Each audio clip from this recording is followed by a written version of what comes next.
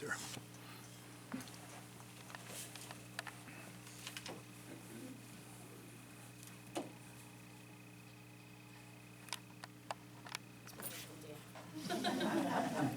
He's presenting tonight, I'm leaving.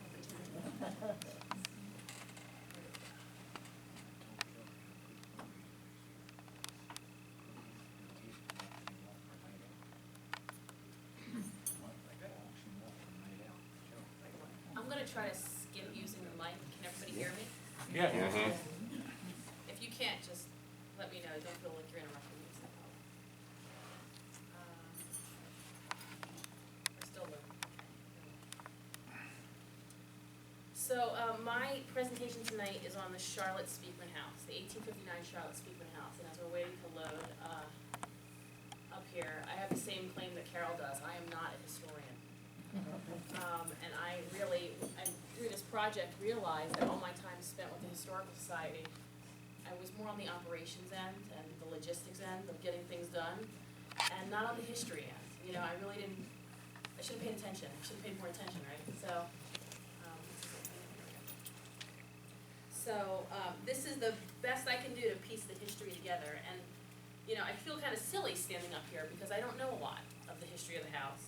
But I kind of focus on, you know, it's not so much about the history of the house as it is the relationships in them, right? And the relationships of the people in the community and the people around you. So there's some very interesting connections with my house, and I'm going to highlight some of them if this will ever load. So we'll get into it.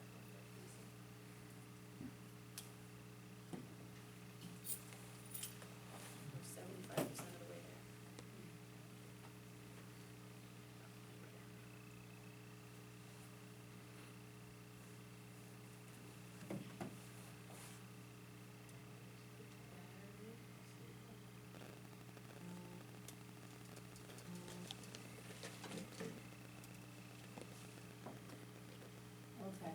Oh, here we go. Okay, there we go. I'm starting to sweat it. Okay. Here we go. All right.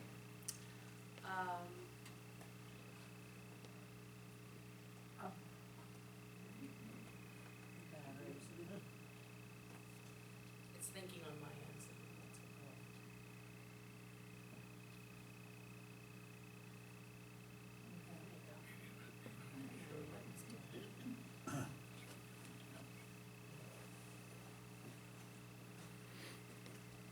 It's good, it just looks wrong.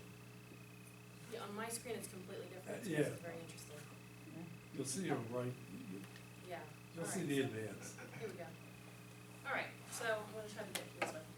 So the 1859 Charlotte Speakman House, that is the date that I have on the sign outside the front of my house, so I'm going with it. And I think that's what's been published in the past. So to give you kind of a very, very brief history of the early days of Hamilton, which it was called, I pulled this off the Atlantic County org website because I thought it was like two great bullet points and kind of sums up everything in that particular area of the town. So during the War of 1812, if you forgive me for reading this, William Kaufman, in agreement with John Coates, built the sawmill along what was later known as the Hamilton Lake. And Mr. Kaufman went into a partnership with Jonathan Haynes and started a glass factory, a lot of which Carol already touched upon. When Kaufman died, his two sons inherited the factory, and they were called John Hammond Coffin and Edward Winslow Coffin. And the settlement became known as Hamilton, for reasons that we'll get into a little bit later. It was a business and social oasis in the woods. A preacher came every 2 weeks, and the services were held in the church and schoolhouse, which is the Charlotte Speakman House that we'll talk about in a bit. And trade was carried on by barter. A stagecoach ran through from Campton to Leeds Point every Monday and Friday, or Thursday, and then returned on Wednesday and Saturday, and soon the post office was established. In 1850, Richard Burns brought much of the land around Hamilton and offered it for sale to farmers. And about the same time, Charlotte Speakman comes on the scene. And she built a store, which was used as a school and a church in the town center. And by 1866, the town had grown to 11 miles long by 4 miles wide. And the town became incorporated in 1866. And a printed history of Hamilton noted in 1898, Old Hamilton, scarcely a hamlet, had become a prosperous, thrifty town by the lake. So that's a very, very brief history of this little area. And as we move Just to give you some flavor for some historical events that were happening in 1859, things I found really interesting. The first minted Indian head cent begins being minted in January 1st. Oregon is admitted as the 33rd state. Congressman Daniel Sickles shoots Philip Barton for having an affair with his wife. So, and then the Commonwealth of Philadelphia on March 21st started the Zoological Society of Philadelphia, which organized the very first zoo in the nation. So that also happened in 1859. So, kind of scrolling down even further, in September, Pikes Peak's Gold Rush began. So there was the Gold Rush in the Colorado Territory. The first intercollegiate basketball game was played between the Little Ivies, Amherst and Williams. And oil was drilled for in Pennsylvania, of all places, and started an oil rush in PA. And moving on, there's the troops under Colonel Robert E. Lee down on October 18th overpowered John Brown at Federal Arsenal, and on December 2nd, John Brown was hung for that reason. So a lot of interesting history in that year, kind of gives you a flavor of what's going on in the country around. The town of Hamilton map back in 1866 looks very much like this. I know you're all familiar with this map. We have this in the society. If you look at the top right-hand corner, there are 3 little circles all the way to the top. And I don't know if I can use a pointer on this. Can I? You see my pointer? No. So those 3 little circles are points 4, 5, and 6. You probably can't read where that is, but one is the Charlotte Speakman House, and then it's the Andrew Hay House, and the Henry Weatherby House, and the Woodworking Mill. So those are up above the Hamilton Lake. So that's the area of interest that we're talking about.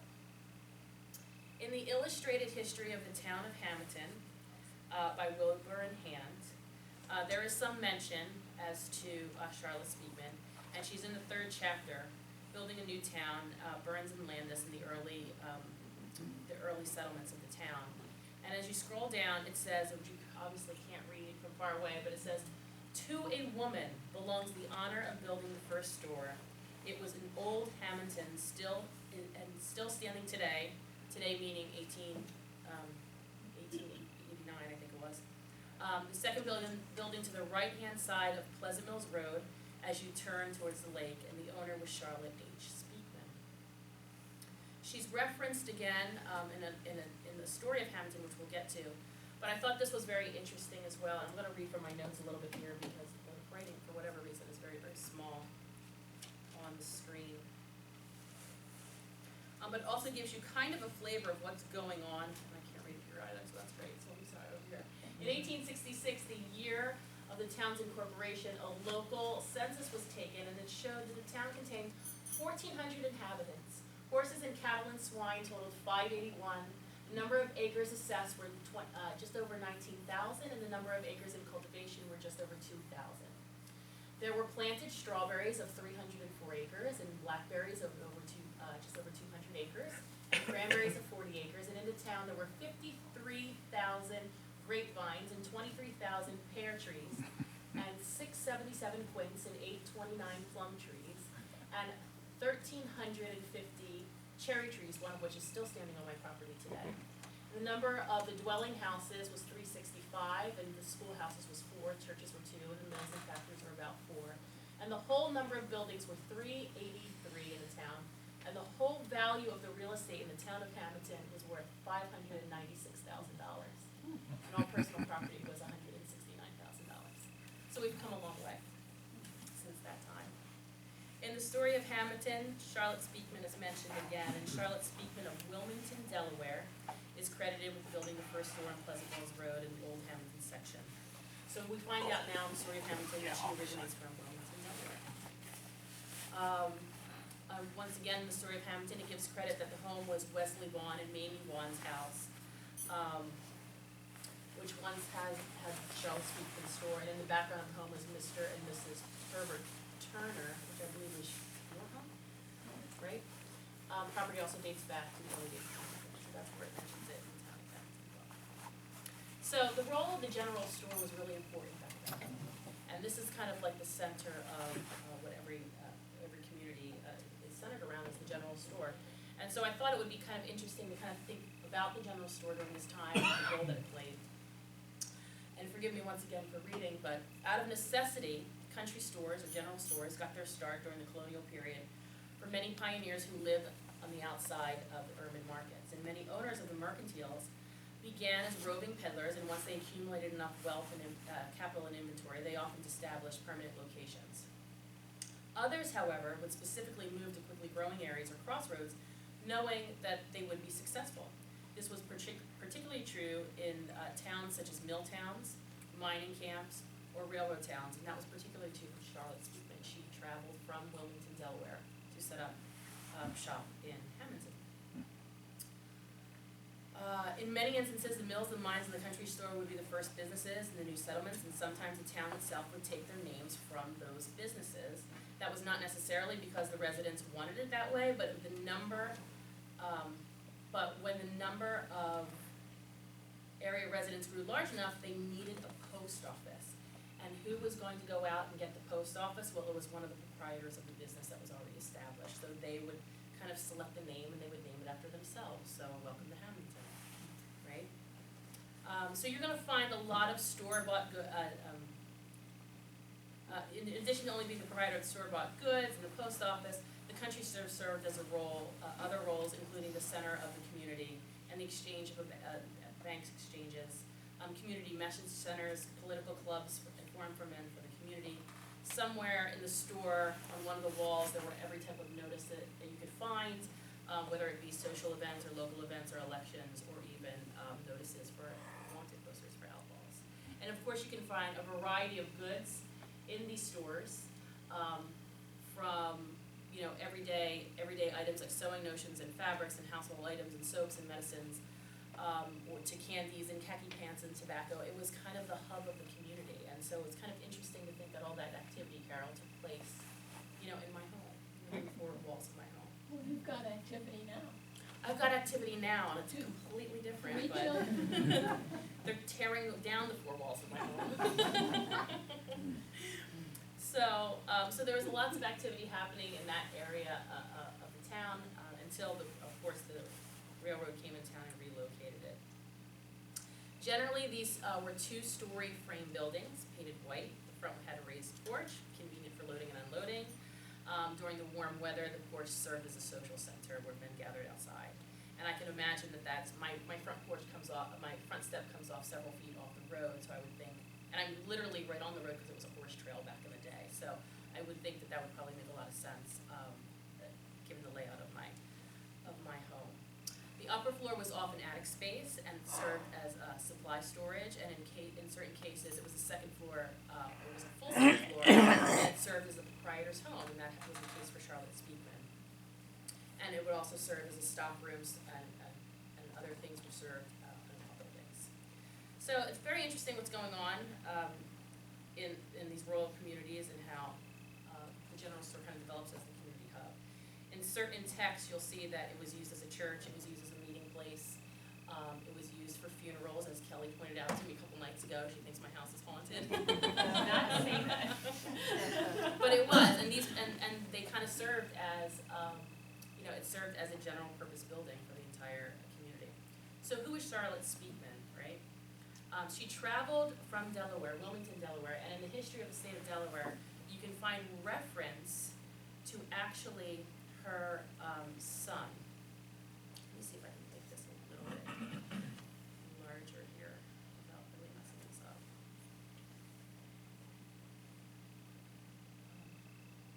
I guess it's easier for me to read up here.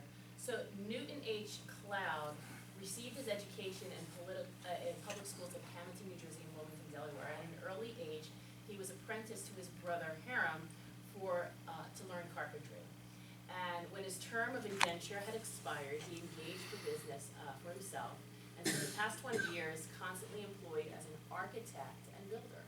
During this period, he had made an exhaustive study of the architecture to very good purpose, and some of the most ornate and imposing private residences in Wilmington were designed and erected by him. So he is married to the daughter of Charlotte Speakman and Louis Speakman, so their daughter Anne. So then I started thinking, okay, well, who, how does it, so that's, to try to, if anybody's into genealogy, I think it's kind of interesting. But so, Newton Heston Stephen Cloud was married to the daughter, Anne A. Speakman.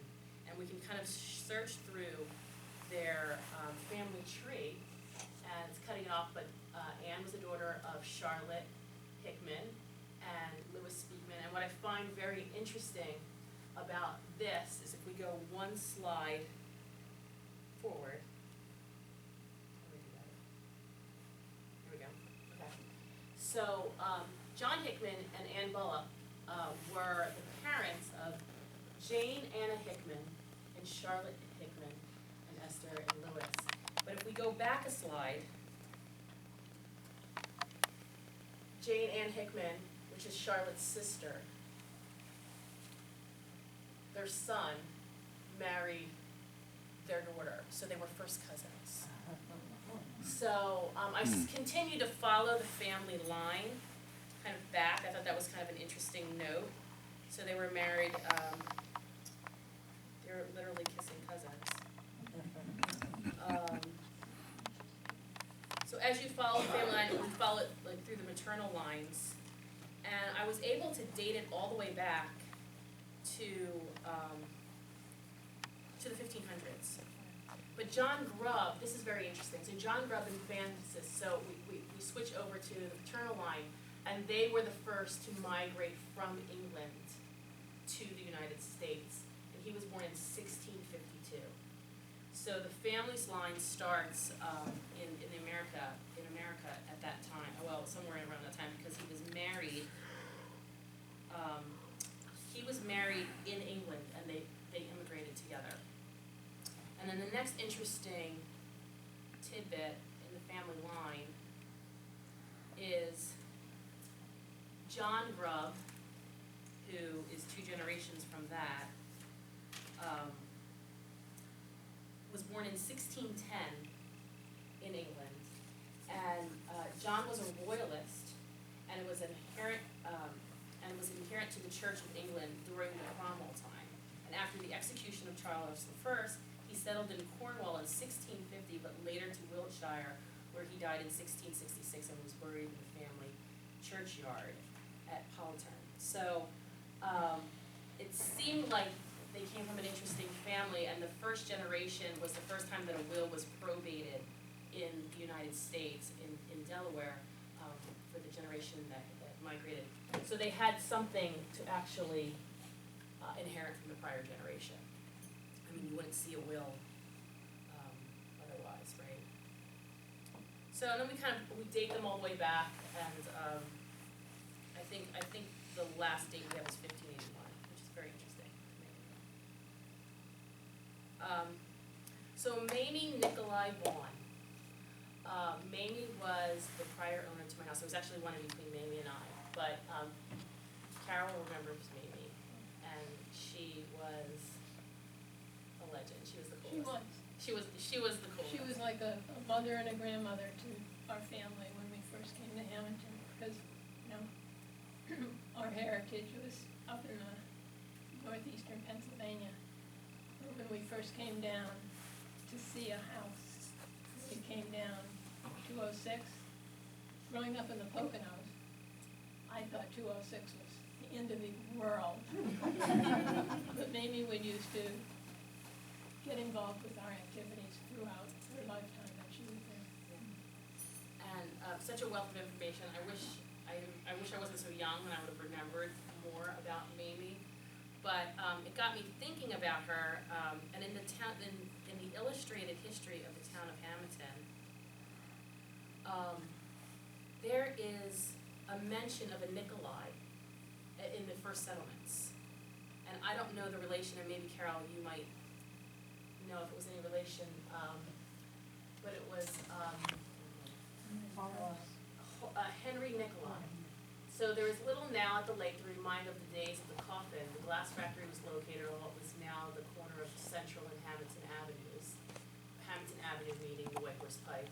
And in the middle of W.H. French's Blackberry Patch. The flattened ovens were situated on the opposite side of the road near the present residence of Henry Nikolai. And it's such an interesting last name to have, and that she kind of migrated maybe away from Hamilton and then back again, but I don't know what her family history was.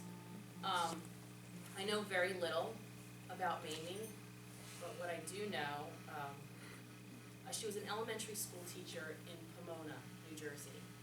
And, which I'll get back to because at the beginning of this lecture I talked about how it's all about the human connections and how you can kind of, how you leave these connections through your life, right? So I knew that she was an elementary school teacher in Pomona, New Jersey for much of her life. Her second marriage was to Wesley Vaughn. I believe she originally was married to a Butterhop, if I remember correctly. So she taught in Pomona, she married a Butterhop, and then she ended up migrating back into Hamilton, and if that's a relation, Nicholas's relation, so she comes back to Hamilton when she meets Wesley Vaughn. To Carol's point, she was the head of our neighborhood watch in the 1980s. I mean, like, you guys know where we are. We're the three little homes right there, but we all, you know, the Martynuik kids and the Colasurdo kids all got off the bus stop right there on the corner of Pleasant Mills Road and the White Horse Pike, right? So Mamie would, you know, the Martynuik kids got home right away, right? Your house was right there. We had about a half a mile walk through the woods to get to my parents' house, and literally like over the river and through the woods. Well, Mamie would, the moment she saw us getting off the bus, would call my mother. Every day at like 3 o'clock, would call my mother and said, okay, they're traveling home. They're through the woods. They just went over the bridge, and at the moment that we got over the bridge, then my mother could see from her window, okay, I see them, they're walking towards the house. So Mamie knew everything that was going on in the neighborhood and watched us every day to make sure that we got home okay. And she had a pair of binoculars. Yes. To go with the picture window. Yes, she did. And on rare occasions, well, not rare occasions, actually quite often, she would invite us in. And we would have, to this day we still laugh about it, we would have tab and cookies. Right? Remember the old tab? I don't know if they even sell it anymore. But Mamie loved tab. And as a 10-year-old, it was like the worst thing you could ever drink in your life. But my mother was like, sit there and be polite and drink it. So we did. So we had tab and cookies, and we sat there with Mamie's poodle at the time. What was our poodle's name? I can't remember. I don't remember. She was like a poodle aficionado. Like she always had a poodle. And so she was just the coolest. Like she would invite us in, and we'd have such a nice little chat about what we did in school. And because she was an elementary school teacher, she would engage us on that level. And she really was a sweet, sweet person. And more than anything, Kelly's gonna laugh at this. She was a fashion icon to the Colasurdo girls. She dressed to the nines. Kelly, I don't know if you remember. She's very young. Yeah, I right? remember when she Oh, was she much older. always had to look good. She always had to look good. I mean, she was retired at that time, and every day she was in heels and a beautiful big skirt and like scarves around her neck, and her makeup was done, and like no one was coming over. Like it was just me, and she was a fashion. I mean, like I got like this sense of like, wow, she really has it together. And I think later on in life, I don't know if you remember, Carol, but she did date like a Bill CBS. somebody. What's that? Bill someone. And he was like a producer at CBS News. Like he would come down from New York. But she was very fashionable, and she was very hip. But yeah, she was totally my fashion icon growing up. And my mother was too. But getting back to, you know, the connections that you have with people. So Mamie was a school teacher in Pomona, New Jersey. And she taught elementary school. And the summer of June of 1922, two of the boys that were in her class, in her school, she taught many grade levels, reported, it was the end of the school year, and they report that they told two men stabbing a youngster in the woods. And this story goes on and on. I have so many newspaper clippings about this. So it goes on and on and on about how these two boys were going through the woods in their family's farm, and they came across these two men literally murdering someone, a boy, or they thought was a boy, and it started a manhunt. And these were boys that were in Mamie's class. Keep on moving along, but So there's many stories about this, there's many newspaper articles, same headline here, and then it kind of follows the story as the troops, and even troops of the troop barracks from Hamilton was called out, and they said hundreds of men were combing the woods looking for these murderers. I keep looking at the wrong word. Okay. So they think that it was a stabbed boy, and they found blood-stained grass and clothing, and there's no trace of the victim. And it goes on, there was a car found in Baltimore, which they think was related to the crime. And so, more is written about this murder mystery that happens in Pomona, New Jersey, with these two little boys that were in Amy's class. The two little boys in this picture, I don't know if you can see them, they're two little boys, they're barefoot, and then there's a police officer, and I guess another detective, and the gentleman in the foreground with the hat is Aurelio Delanos. It's my mother's grandfather. Sorry, I get choked up. Oh. Delanos. Sorry. I just think about these two little boys because I have two. And there's Joe and, oh boy, Joe and Tony Delanos, which was my grandfather and his brother. And they were oh boy. Sorry. Tissues, very good. Okay. So these were the two boys that found this murder victim. And they were my grandparents. What year was this? 1922. So Mamie was just a young teacher starting. I'm like, I keep on thinking about it. I'm like, I'm sorry, Mickey, I'm gonna cry. You know, they're so young. They're like 9 and 12, and they see this in the woods. And my grandfather would always talk about Mrs. Nicolai and what a great teacher she was. And here are all the articles about this. Sorry, I don't know why I get so choked up about this. But there's clues as it goes on. In the end, you're gonna laugh about this. In the end, they kind of figure out that they think it's a girl that was killed and not a boy victim.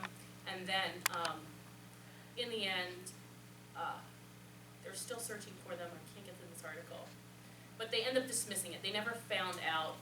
They actually never found the murder victim. And then they said a deer was believed to be the person that was killed in the woods. Like the boys saw a deer. But to this day, my mother still tells a story that it was my grandfather did see somebody get murdered in the woods. So, but they were Mrs. Nicolai's students. Okay, I'll stop crying now. On the architectural drawings. So a couple years ago, last year actually, Tom Wagner I hired, and we were looking at possibilities of doing something at the house. And Tom did the as-built drawings. So I'm going to share them with you. He did a whole bunch of drawings, but these are just the as-built of the house.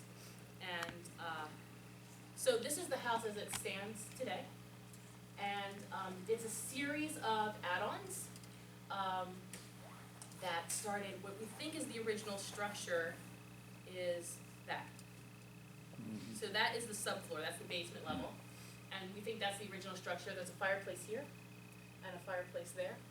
And then all of these other additions were added on over the years. And then once again, this is the main living space, the main level, right? And so that was the main living space. Of course, it would make sense that that was a general store. You know, it's just an open floor plan, fireplace to heat the room. This fireplace actually heats the room upstairs, and then, and if you continue on, the bedrooms, it's pretty simple. There it is. So you can see the bath, that was the original structure, and probably this bath, of course, was a bedroom, right? So there was a master and 2 bedrooms up top, or a master and places to store additional inventory. There was an outhouse, of course, there was no bathroom back in then. But that's pretty much the layout of the house. That was the original structure. And if you look at photographs based in like I think there's a photograph in the postcard book from 1909, and that's basically what you see. These are just some rear elevations and front elevations of the house as it stands today. But once again, let me see if I'm looking at this properly. So yeah, it's a little bit hard to see in this one, I'll go to the next one. So the side elevations, you can see, like this was the main structure of the house right here, just where this is. This is the main structure here. so the siding, it's kind of cutting off, but. Can I intervene with the story? Yes, absolutely. During Prohibition, Mm-hmm. our house was a speakeasy, Andrew Hay House was a speakeasy, okay? Charlie Penza ran it. And,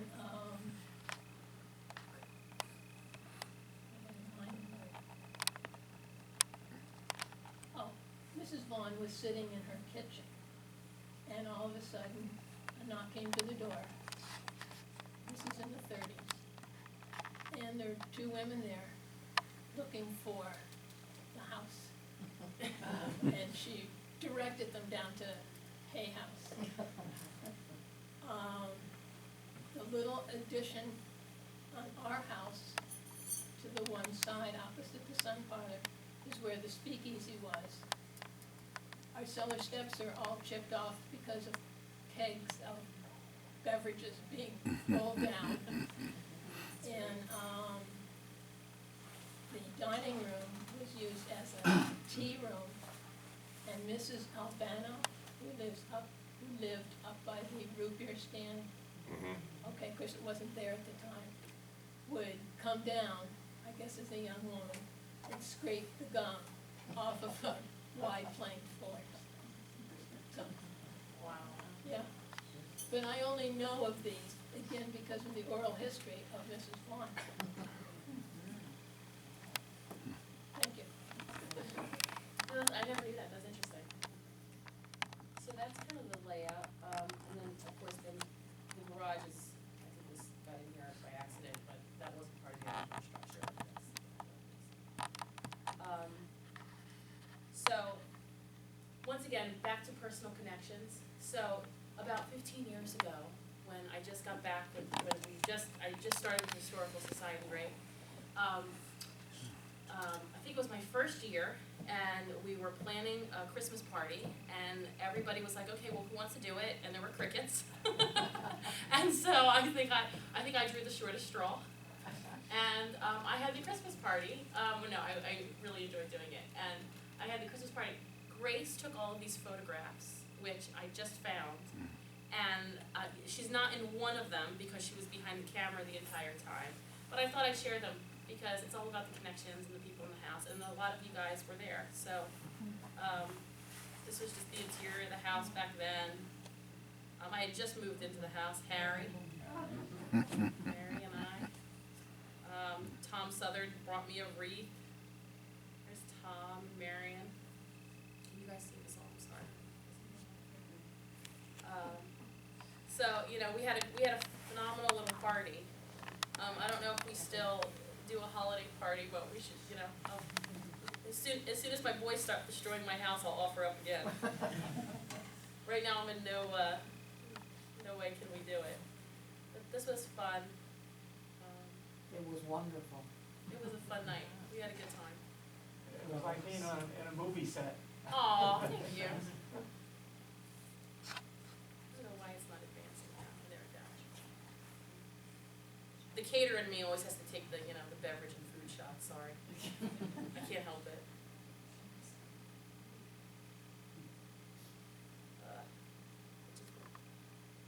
It won't advance. There we go.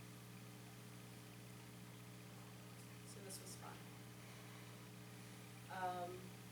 And there's quite a few. I'm sorry if I'm pouring more shots, but we had fun that night. We had a lot of desserts. Yes. We all went into diabetic.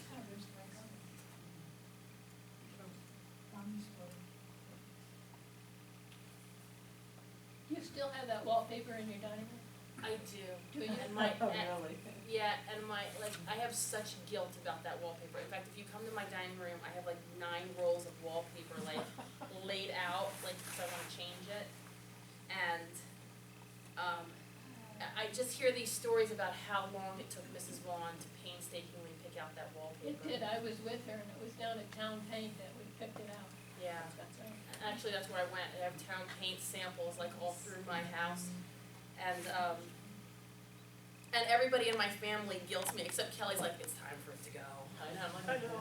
I said frame a piece. I know. Get a piece and frame it and then hang it on another wall. But it's just so, this is on, I don't have the heart to get rid of it, you know. And I'm in the same, I'm in the boat that you are, where my kids are now found its color, and I'm like, well, let them have at it.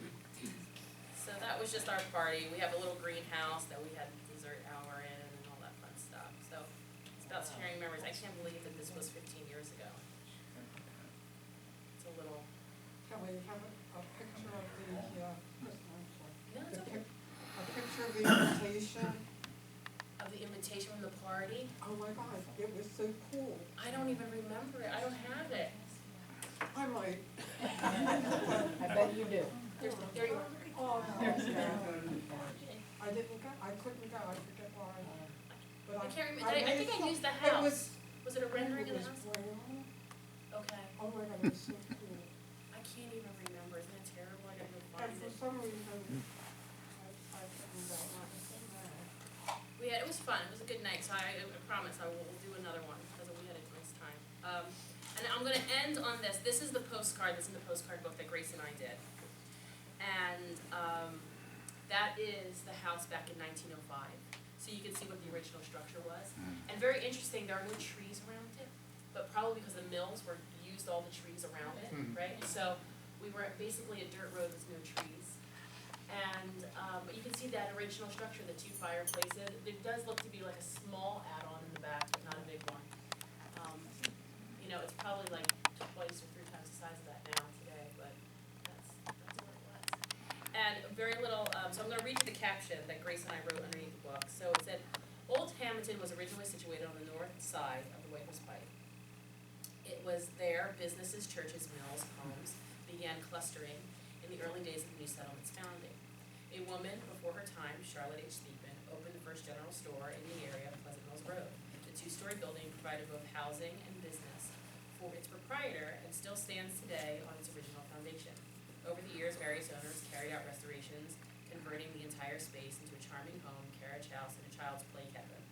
Today, legend has it that the ivy on the property was started by a single cutting made by former owner Mamie Vaughn as a young school teacher on a class trip to the Lincoln Memorial in Washington, D.C.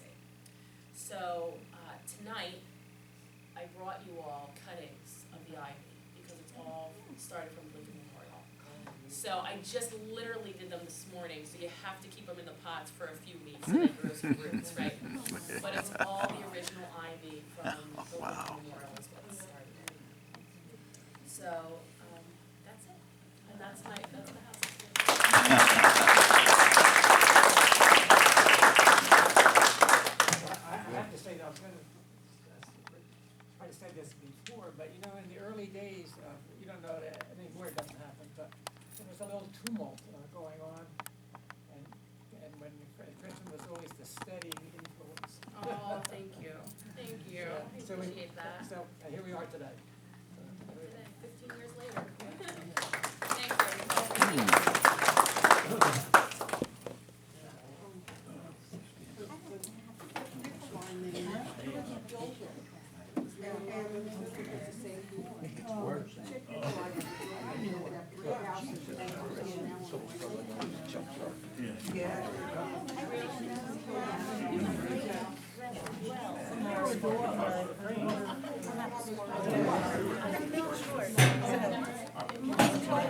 History, and I tried to research her lineage, and I couldn't find too much on it. She was so cool. Did you know? Oh, you know what's very, you know what's interesting too? Jack was married in front of my parents, in front of my fireplace in my house. So Jack, that was where he came back from the, I guess he came back from the war and they got married. It's interesting. Attractive.